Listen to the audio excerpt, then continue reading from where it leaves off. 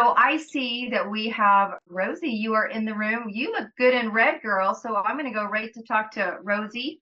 So let me introduce this woman to you. Now, first of all, I did a big shout out. I get some cool books in the mail. Lucky me. But this book is her book. And this title, I have to say, is one of the most creative that I've had being in my mailbox. And it's called Don't Have Sex 9 Months Before Christmas. Now, I'm sure we can imagine why. She's going to tell us why, but that's friggin' funny. I was always saying, send people things in the mail. I love to send things in the mail to people, right? Because they open it up and they have a smile in their mailbox. I literally, the LOL, I actually did. Okay, so let's tell you a little bit about Rosemarie Keogh Smyth. #1 best-selling author. I just showed you the book, Don't Have Sex 9 Months Before Christmas, and other practical financial tips. So we're going to talk about money. We just talked about movies. Let's talk about money because we need both. The founder of the well-known Speed Date Your Money International program. Love that. And 3rd place in the province for BMX racing for her age group. Hello. Hello. She is going to be talking about creating wealth that echoes 3 generations deep. And the thing that you may not know about Rosie is that instead of having a dining room, she has a library. Well, you know what? If you love books, eat it in the living room. The music that, oh, that's funny because I'm going to talk about food right now. No, the music that she's gigging to and loving right now is Meatloaf. And her gift to everybody, wow, is a digital copy of her book. Right on. Right on. Lots of great gifts being given today. And then one lucky listener is going to get a private conversation with Rosemarie to chat about your financial blueprint and her Speed Date Your Money program worth $600. I don't know. Who wants to make some money? All right. So let's have a conversation, shall we? How are you? I'm doing great, thank you. A little bit of sun. A little bit of sun. Yeah, well, you look fantastic. So let's talk a little bit about that. So you have this program. It's very cool. We've talked many times. We've had great conversations. And you talk, I hear you. You say, design your life, design your purchases. I never heard anyone say that before. I thought, what a great lead in to a conversation. Design your life, designing your purchases. Do you want to kind of give us a little hit on that? Sure. So basically, it's every dollar that you spend is a vote for the life that you want. So if you don't know what life you're designing, you don't know if those dollars are getting you closer or further away from the life that you are wishing to live. So if you want a life filled with travel, some joy, some freedom, some adventure, some BMX racing with me, then maybe that $17 on Amazon that you spent last night and the 36 you're going to spend after this because you liked somebody's top, that could be costing you more than you actually think. So it's not about guilt. It's not about like getting rid of the purchases that really bring the joy. It's more about design and then follow that design. Wow. Can you share with us how you got into this BMX money? Interesting. So, do you want to tell us your story a little bit? Give us some backstory. Well, if anybody looked at my my first year of university, they would have thought that I was completely and utterly nuts or schizophrenic or something because I was kind of all over the map. I just like to taste test life. It's a big buffet. We might as well go have some fun with it. BMX racing, my son is the one who got us into that. He started racing during COVID. They said that there was only one parent allowed. So I said, fine. I'm not a parent, I'm a racer. And I got myself an old park bike and started pedaling my butt around the track. When I say I was 3rd in the province in my age group, there are 3 of us. And I'm still damn proud of my bronze. Oh my God, that's awesome. Other than that, finance. So finance goes back a longer way than that. My first budget before I started saying that budgets are bullshit was with my sister. So she's 2 years older than I am. She had this baby boy, Bruce. He just dropped by earlier today. He now has children of his own. But we had to make sure that the money lasted to the end of the month because this little dude deserved to have a really great life. And the money just wasn't lasting. So I wrote this amazing budget that included couch cushion money. I don't know how many of you remember when you used to be able to get money out of the couch cushions. Can't do that anymore. Yeah. So it relied on her finding a couple of bucks, and it was written in there, find money in the couch, and then you'll be able to make it through the month. Since then, I've kind of changed a little bit. What I've done is I've found vacations in drive-through lunches. I've found kids' education funds and half-drunk coffee cups in the car. If you're doing it on automatic, it's probably not the thing that's bringing you the most joy in life. If it's that soul-saving coffee with your girl, keep that. Don't stop that. But if it's just getting you through the commute, rethink it. See if you can bring a good coffee from home. I So, should also mention I have a severe addiction to caffeine, so if you try to get between me and my coffee, it's not going to work very well. right on. Okay, look, we have to talk about this because we talk about the title, and it makes people laugh and it's cool, but don't have sex 9 months before Christmas. What do you mean? What do you mean by that? So the title was born, I was doing a writer's workshop in 2017 when someone told me I should write a book. And as we were talking about the different ways of, how do you make a title, what's going to catch, has to be catchy, I was telling the girl beside me, Judy, about my sister who had 2 kids at Christmas and the conversation that we had had a number of times of, do you know when your children were born? Yes. Do you know when Christmas is? Yes. Why do we have to stress out every single year about this? Because it was stress. It was major stress. She did figure it out, but there's just, if you add extra pressure at certain times of year, it really is going to screw up your finances. Now, I'm not saying don't have a baby in March. I'm not saying, do watch out, the leprechauns are out. But it's more about just being aware of your choices. And if you do have children in December, well, maybe start saving for it earlier. Well said. Well said. I saw people's eyes go like this when you said that. I mean, I'm a December baby. I should have taken, my mom should have taken your advice. My son's a December baby. Oh, Sarah has 2 December babies. So, best not made plans. Best not made plans. St. Patrick's Day is a fun night. What can we say? So I know that your work is, you like to talk very generational because we've had great conversations. We've had conversations about money. We've had conversations about family. So what do you mean by 3 generations? If you can talk to that. What do you mean about creating wealth 3 generations deep? So what I'm talking about there is the decisions that you make today can affect your grandkids. So let's make it a positive way. I don't want you to raise trust fund babies who have no concept of wealth and who have no, desire to work. And, you want really good human beings who do what they love and are passionate about things and make their own money and can support themselves. But what you want to do now is make decisions for the long term. So if you have designed your life in a way that is impactful, fun, filled with adventure, and debt-free, and you show this to your children. So we're not buying everything that you ask for just because I can.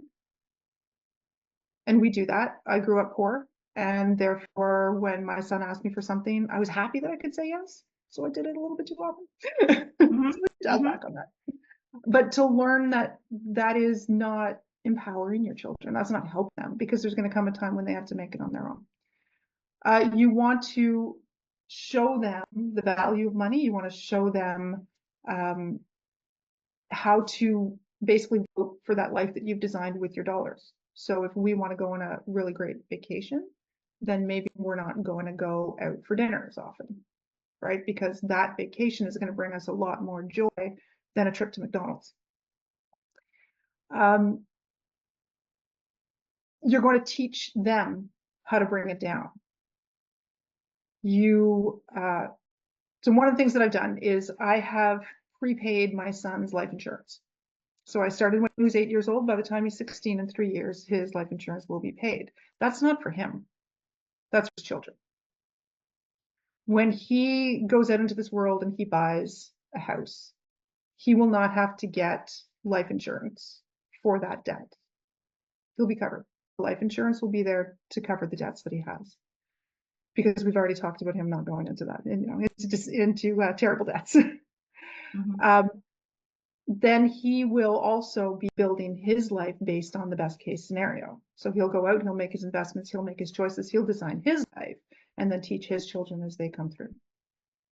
So it's about creating the life, having the second generation enjoy it, and not having the third generation waste it and spend it and have to start all over. Now, how do you do that? I mean, I can hear people going, so how do you do that? Is it by conversations with your children? Is it like, so one of the things that I did with Ocean is that even if I didn't need to, is that before we went to make a purchase, I would make the extra effort, which wasn't necessarily always convenient, but I would take him to an ATM and go, oh, we're going to go for dinner. So remember when mom did this, which was work, they put money into my bank account and I'm going to go take out as much money as we need for dinner. So he saw the transaction. That was just something that I found very helpful. But what are some of the ideas that you have? Maybe they're in the book. I'm not sure. I'm not all the way through it. On how to set that third generation up, have your teenager go, okay, sure, let's go along with this. Like, what are some of the things that you've done that have been successful? Some of the things you've suggested to your clients that they're able to have this, third generation experience. So with my own son, because we're only at the next generation for me, he's only 13, so we're hoping not to hit that third generation anytime soon. What we did when he was small was we'd go to a garage sale and there would be things for consideration. So that's fine. You can pick up that thing that you think is the most coolest thing in the world that you want, you need, you just can't live without. But in 3 steps, there's going to be another thing that you want, you need, you just can't live without.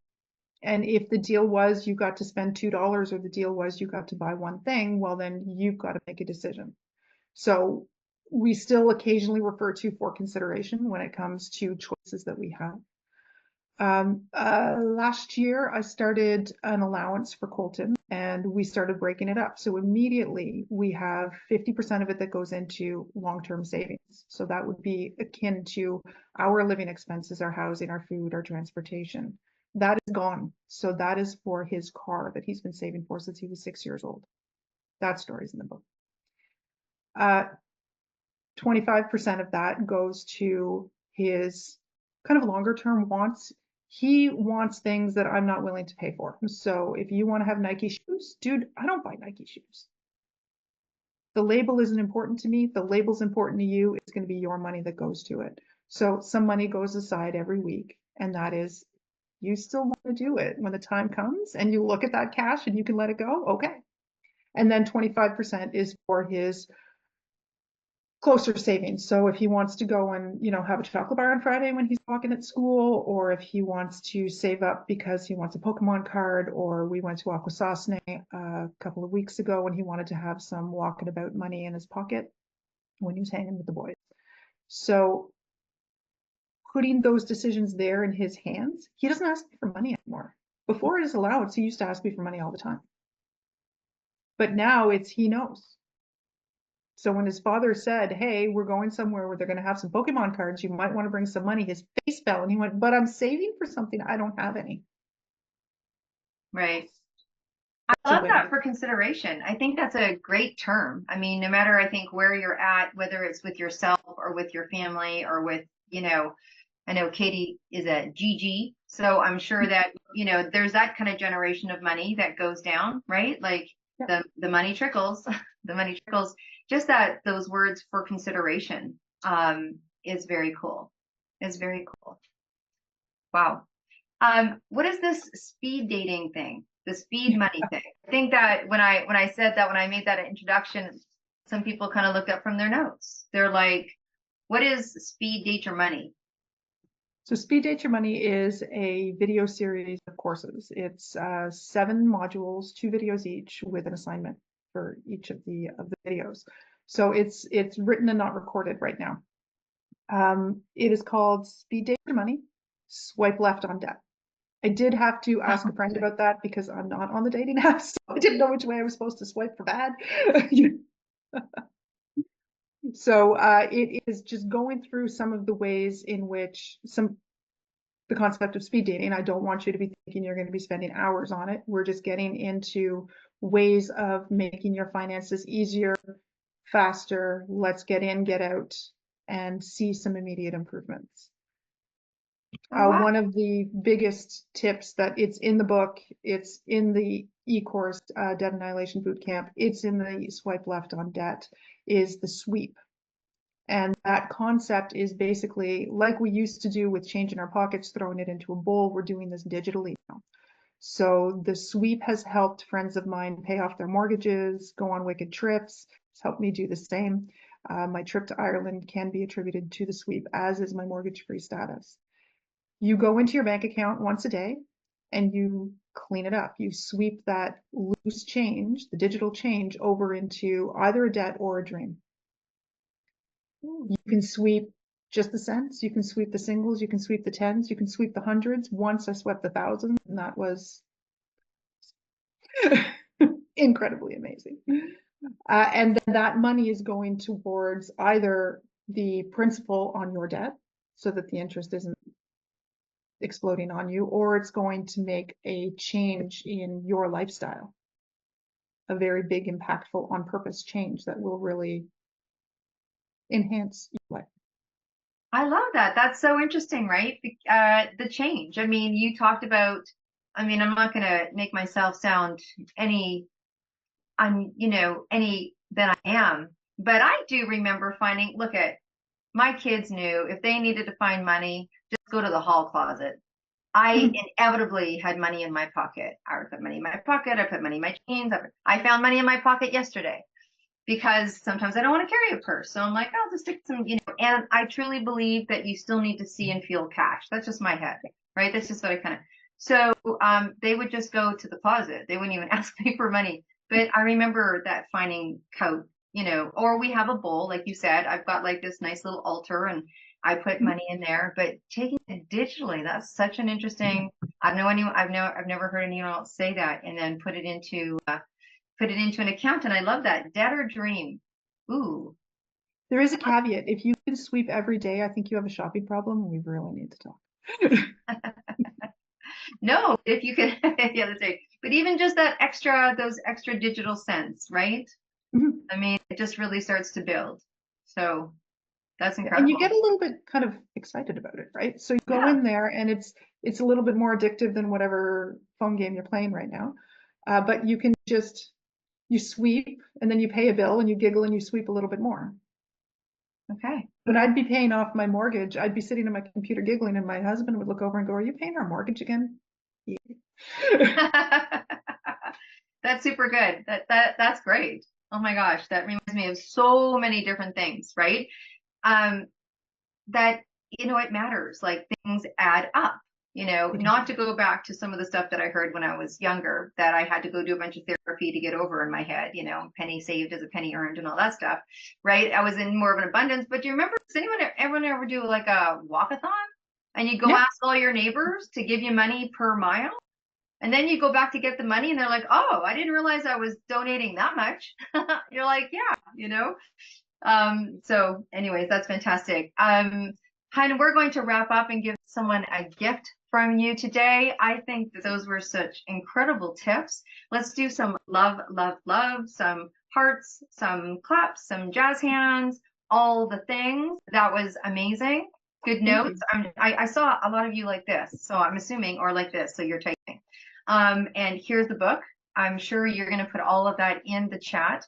And I'm going to be giving a prize away of this conversation with you to dig in deeper. I know that finance can be a really personal conversation. It can be a dig